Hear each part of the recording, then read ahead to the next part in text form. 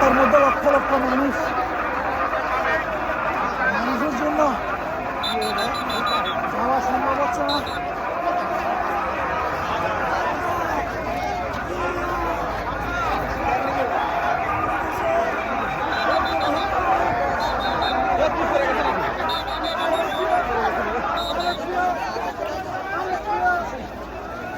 আসলে মানুষের মনে আনন্দ